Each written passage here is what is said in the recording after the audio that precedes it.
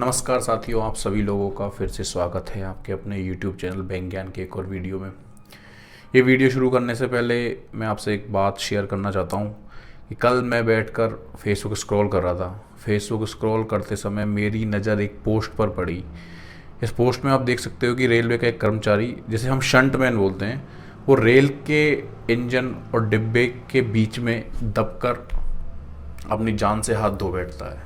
शंटमैन group D की एक post होती है जिसका काम बेसिकली रेल के इंजन और डिब्बों को कनेक्ट करना होता है। उनके बीच में जो भी कनेक्शन होता है वो करना उसका काम होता है। तो इस पोस्ट में मैंने देखा कि इसमें ड्राइवर की लापरवाही की वजह से वो इंजन थोड़ा सा खिसक जाता है और वो व्यक्ति डिब्बों के और इंजन के बीच में आके दब के मर जाता है। फिर जब इस पोस्ट को मैंने आगे देखा तो मैंने पाया कि रेल मंत्रालय की इस पर कोई कमेंट नहीं थी, कोई टिप्पणी नहीं की थी उन्होंने। और जनरली इस केस में ये होता है कि रेलवे 20 लाख रुपए का बीमा देता है और परिवार के एक जने को नौकरी पे रख लेता है। तो एक व्यक्ति की जान की कीमत रेलवे के लिए इतनी है। तो मैं आपसे ये बात क्यों शेयर कर रहा हूँ? मैं आपसे ये बात इसलिए शेयर कर रहा हूँ कि जनरली देखा जाए तो रेलवे के हर कर्मचारी का जो सैलरी अकाउंट होता है वो स्टेट बैंक ऑफ इंडिया के पास ही होता है।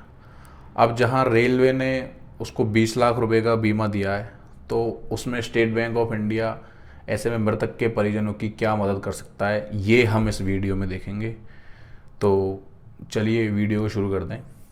देखिए, रेलवे में जो भी कर्मचारी काम करते हैं और उनकी सैलरी अगर स्टेट बैंक में आती है तो उस अकाउंट को बोलते हैं सैलरी पैकेज अकाउंट। ये सैलरी पैकेज अकाउंट 4 तरीके के होते हैं: सिल्वर, गोल्ड, डायमंड और प्लेटिनम। अब अगर कर्मचारी की जो सैलरी है वो 25,000 रुपये तक आ रही है तो वो सिल्वर कैटेगरी का अकाउंट होता है। अगर 25,001 रुपये से लेके 50,000 रुपये तक आ रही है तो वो गोल्ड कैटेगरी का अकाउंट होता है। अगर 50,001 रुपये से लेकर 1 लाख रुपये तक आ रही है तो वो डायमंड कैटेगरी का अकाउंट होता है। और अगर 1 लाख रुपये से ऊपर उसकी सैलरी आ रही है तो वो प्लेटिनम कैटेगरी का अकाउंट होता है।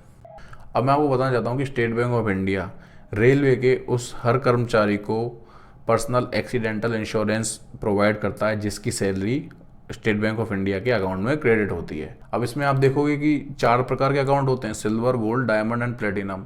और हर अकाउंट के लिए बैंक अलग अलग धनराशि का बीमा प्रदान करता है। जैसे सिल्वर के लिए 1 लाख का, गोल्ड के लिए 5 लाख का, डायमंड के लिए 15 लाख का, प्लेटिनम के लिए 20 लाख का।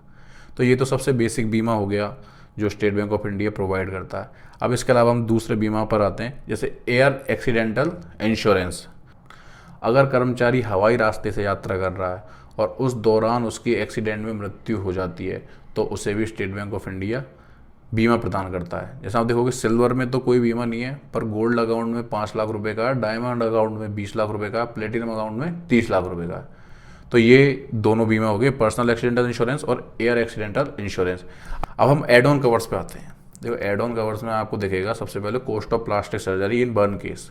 अगर व्यक्ति की मृत्यु होने से पहले वो जल गया था और उसके घाव का उपचार करने के लिए उसकी प्लास्टिक सर्जरी हुई थी तो उस केस में state Bank of India 10 lakh रुपए की सहायता करता है। ठीक है। दूसरे नंबर पर हम देख सकते हैं ट्रांसपोर्टेशन ऑफ इम्पोर्टेड मेडिसिन। अगर व्यक्ति की मृत्यु से पहले विदेश से कोई दवाई मंगवानी पड़ी थी तो उसके लिए भी State Bank of India 5 lakh रुपए की सहायता करता है। Death in coma. अगर व्यक्ति मृत्यु से पहले 48 घंटे तक कोमा में रहा था या 48 घंटे से ज़्यादा कोमा में रहा था तो भी स्टेट बैंक ऑफ इंडिया व्यक्ति के परिवारजनों को 5 लाख रुपए का एडिशनल सहायता देता है। एयर एम्बुलेंस मैक्सिमम 10 लाख रुपए।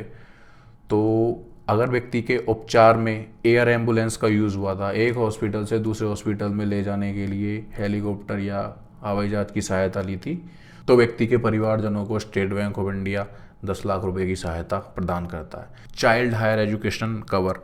अगर मृत व्यक्ति के बच्चे या बच्ची की उम्र 18 से 25 साल के बीच में है और वो ग्रेजुएशन के लिए परस्यू कर रहा है किसी अच्छे कॉलेज से, यानी हायर एजुकेशन के लिए परस्यू कर रहा है, तो स्टेट बैंक ऑफ इंडिया उसको 8 लाख रुपए तक की मदद करता है अगर वो लड़का है तो, और वो लड़की है तो 10 लाख रुपए तक की मदद करता है। Girl cover for marriage.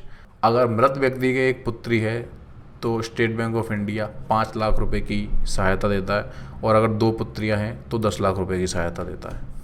Family transportation, व्यक्ति के एक्सीडेंट के बाद अगर उसके परिवारजन जहां उसका एक्सीडेंट हुआ है उससे मिलने के लिए आते हैं तो उस केस में भी स्टेट बैंक ऑफ इंडिया 50,000 रुपये तक की हेल्प करता है। 8वें नंबर पे आप देखेंगे कि रिपेट्रिएशन ऑफ मॉर्टल रिमेन्स, अगर व्यक्ति का देहांत विदेश में हो जाता है यानी भारत से बाहर होता है तो उसके जो मॉर्टल रिमेन्स है उनको वापस लाने के लिए भी स्टेट बैंक ऑफ इंडिया 50,000 रुपये की सहायता देता है। एम्बुलेंस चार्ज, एम्बुलेंस चार्ज में व्यक्ति के लिए जो भी एम्बुलेंस यूज़ हुई है उसके लिए भी स्टेट बैंक ऑफ इंडिया 50,000 रुपये की मदद करता है।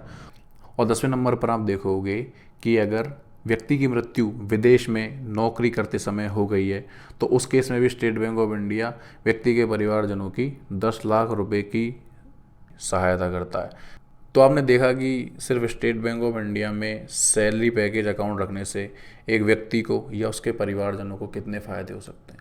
स्टेट बैंक ऑफ इंडिया हर प्रकार से मृत व्यक्ति की परिवारजनों की सहायता करता है, चाहे वो एम्बुलेंस का चार्ज हो या व्यक्ति के परिजनों को मिलने का चार्ज हो या एयर एम्बुलेंस का चार्ज हो या फिर बच्चों की शादी की बात हो या फिर बच्चों की हायर एजुकेशन की बात हो। स्टेट बैंक ऑफ इंडिया हर प्रकार से मदद करने के लिए तैयार रहता है।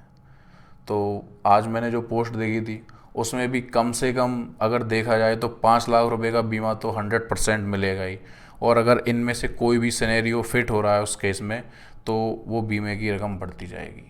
और ये बीमा क्लेम करने का प्रोसेस भी कोई ज़्यादा मुश्किल नहीं है, ये भी मैं आपको आगे किसी वीडियो के माध्यम से समझा दूंगा। अब मैं अंतिम बात बोलकर इस वीडियो को ख़त्म करूंगा कि जब भी किसी व्यक्ति के साथ ऐसी अनहोनी होती है तो उस व्यक्ति के परिजन सबसे पहले उसके स्टाफ के सदस्यों से मिलते हैं और उनसे मदद मांगने की कोशिश करते हैं, और वो स्टाफ के सदस्य उन परिजनों की मदद भी करते हैं। रेलवे से जो भी मदद होती है वो उनको दिलवा देते हैं, पर स्टेट बैंक ऑफ इंडिया उनकी क्या मदद कर सकता है ये तो उनको पता रहता ही नहीं है। तो ये वीडियो अगर आप देख रहे हैं तो अपनी सारे दोस्तों में शेयर करो, ताकि अगर आपके साथ कुछ ऐसा होता है तो आपके दोस्त उनकी मदद कर पाए, या फिर आप अपने दोस्त के साथ कुछ ऐसा होता है तो उसके परिजनों की मदद कर पाएँ। तो वीडियो अच्छा लगा तो उसको लाइक करो, चैनल को सब्सक्राइब करो, दोस्तों के साथ शेयर करो। कोई कन्फ्यूजन है या कोई सवाल है तो कमेंट में पूछो, मैं तुरंत जवाब दे दूँगा। चैनल को सब्सक्राइब जरूर कर देना, क्योंकि अगले कुछ वीडियोस में मैं बीमा कैसे क्लेम करते हैं इसका प्रोसेस भी बताऊँगा। तो आज के लिए बस इतना ही, धन्यवाद।